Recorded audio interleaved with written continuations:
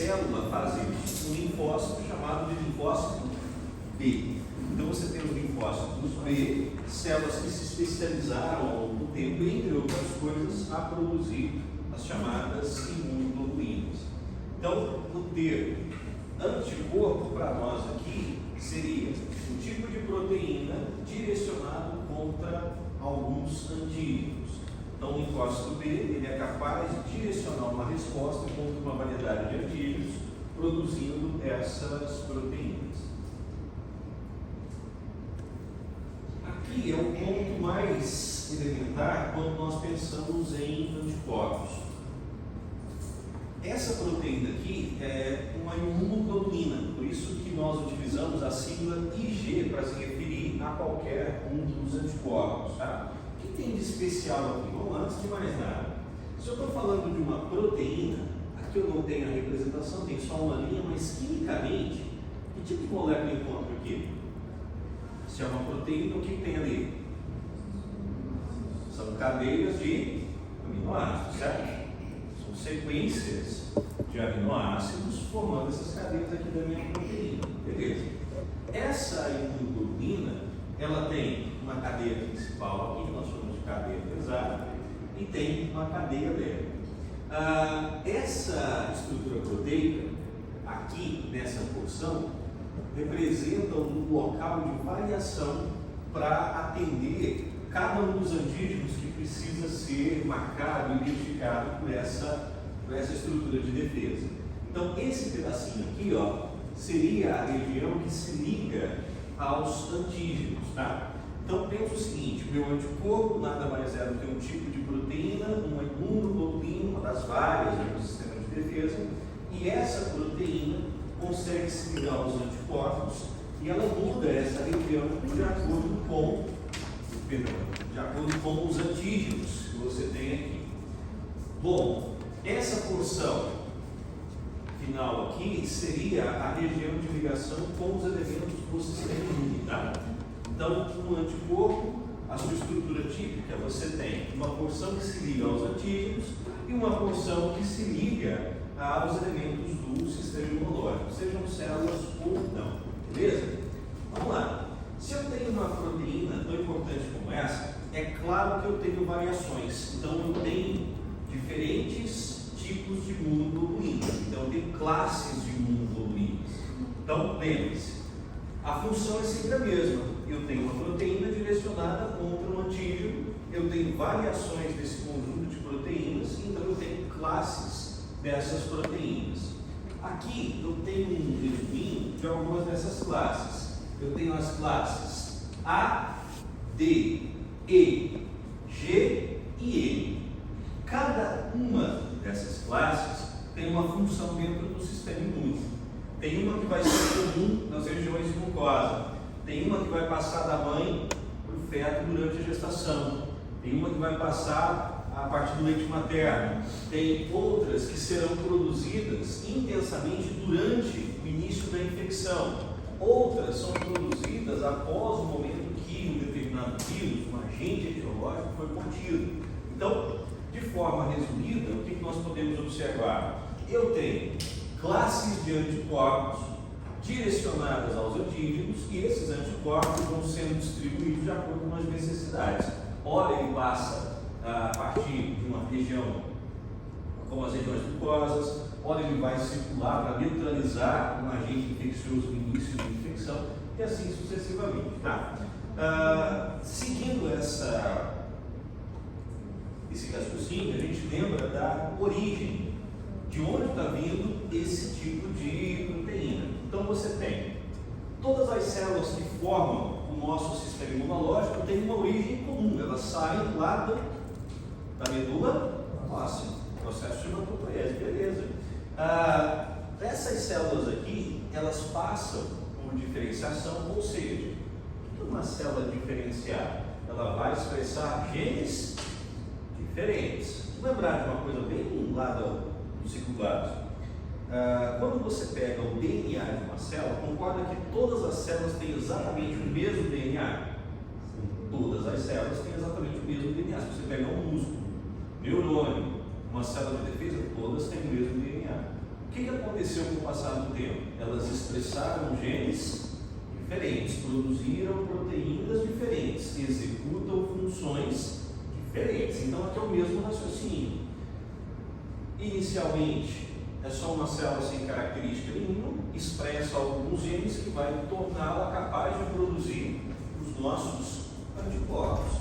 E aí você tem células capazes de produzir as imunoglobulanas. Qual que é a célula envolvida aqui? A célula B, linfócitos B, ok? Linfócitos B, quando ativos, eles vão produzir esses anticorpos.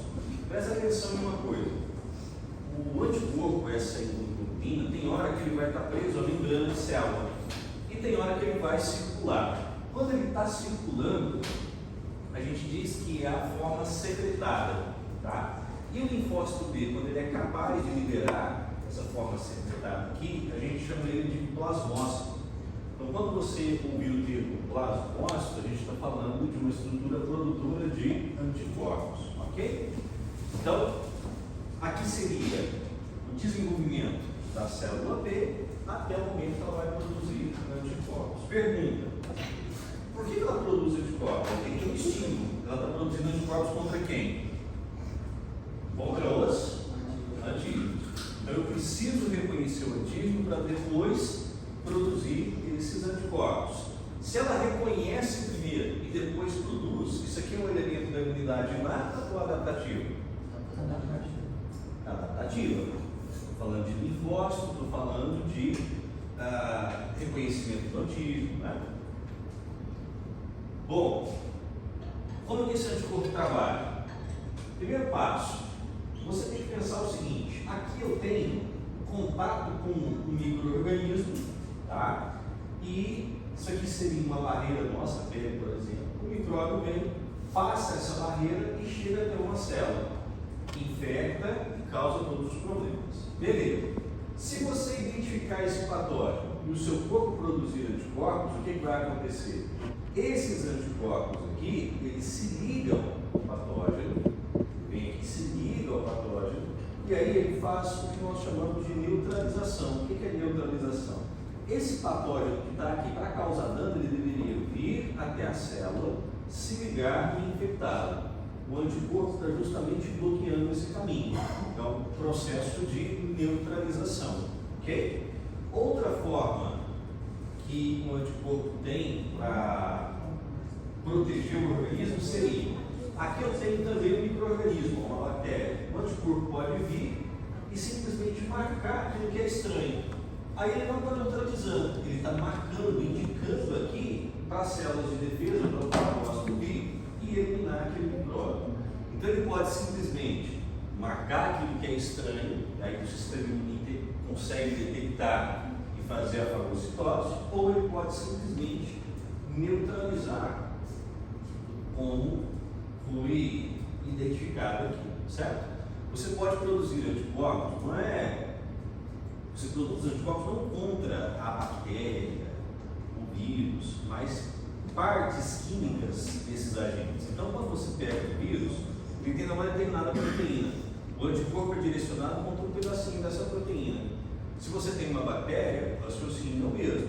Você tem um anticorpo direcionado contra um pedacinho dessa bactéria, uma estrutura química dela, ok?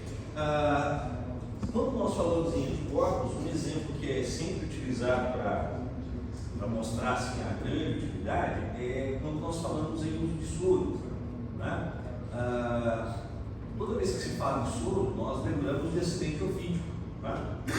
Nessa região nossa aqui tem vários tipos de acidentes, e quando alguém sofre um acidente com uma serpente, o que a toxina faz?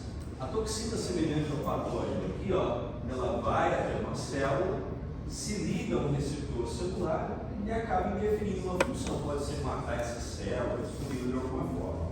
Beleza. Quando você recebe aquela dose de soro, o soro vai lá e bloqueia a toxina. Então impede que essa toxina tenha a capacidade de chegar até as células. Tá?